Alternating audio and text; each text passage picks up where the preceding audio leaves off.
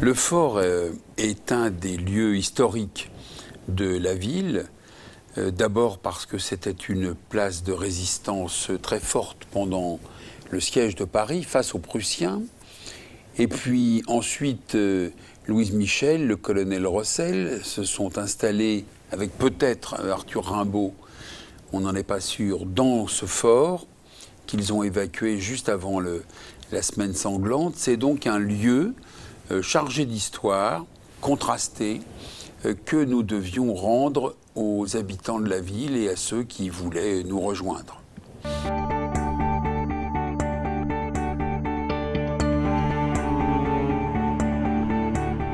Ça a d'abord été un quartier réservé auquel personne n'avait accès, et nous l'avons vu quand nous avons ouvert l'hôtel de ville, le plus grand monument historique de la ville, à la population.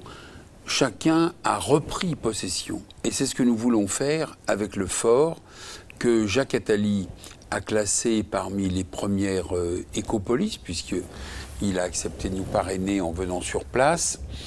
Et évidemment, le problème sera celui des transports. Donc deux nouveaux arrêts d'autobus seront installés. Il y aura l'extension du réseau interne et gratuit dans la ville qu'on appelle le TUVIM. Et puis, on a refusé le téléphérique. Je le regrette encore. Mais il y aura donc en échange des escaliers mécaniques couverts qui sont en cours d'installation. Nous voulons limiter au maximum l'accès par les voitures, mais celui-ci ne pourra pas évidemment être contraint.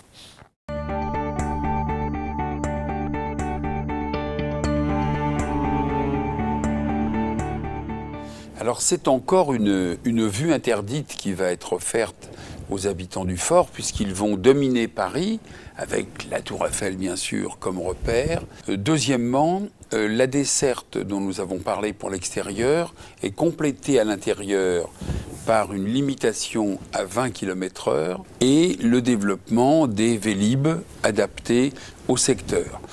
Nous voulons là encore que les meilleures conditions de sécurité et de tranquillité soient réunies.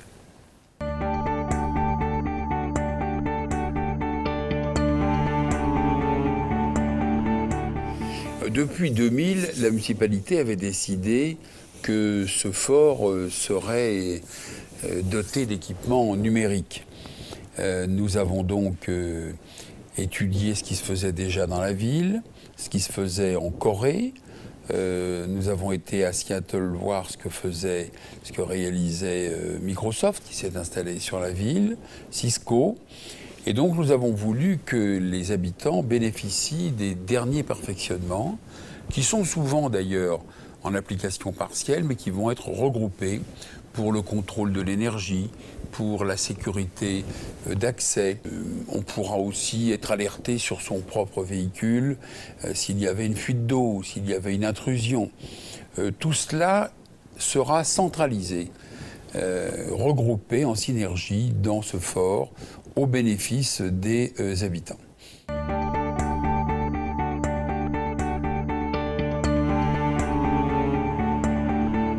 Alors les habitants disposeront d'appartements sains et économes en énergie.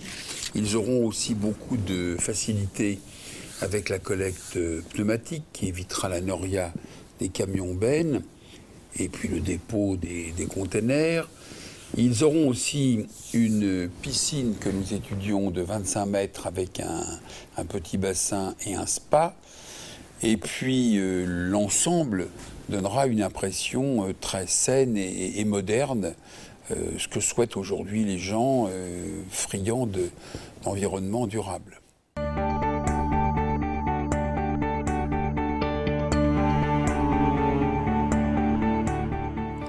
Il y aura effectivement une promenade sur les remparts et il y aura un verger de 4 hectares planté de 370 arbres fruitiers, car on n'en a plus aujourd'hui dans nos parcs, qui permettra aux familles de se reposer et de laisser les enfants en liberté dans un coin protégé.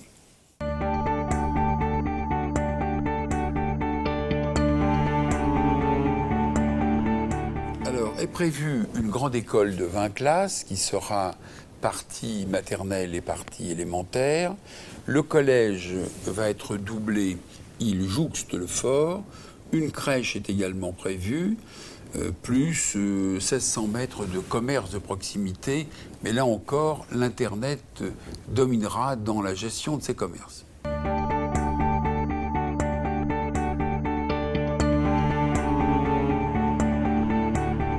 Alors cet écoquartier bénéficiera bien sûr des normes BBC. Le chauffage sera fourni par géothermie avec des puits qui descendent à 750 mètres, ce qui fait que la facture d'énergie ne supportera une TVA qu'à 5,5 au lieu de 19,6.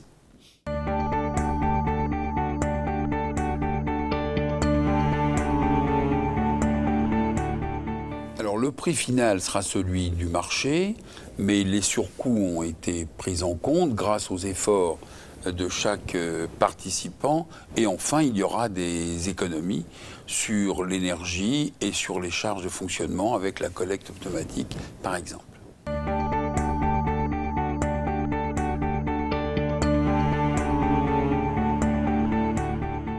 Alors je veux remercier tous les habitants du quartier qui se sont déplacés pour les réunions, qui continuent de poser des questions.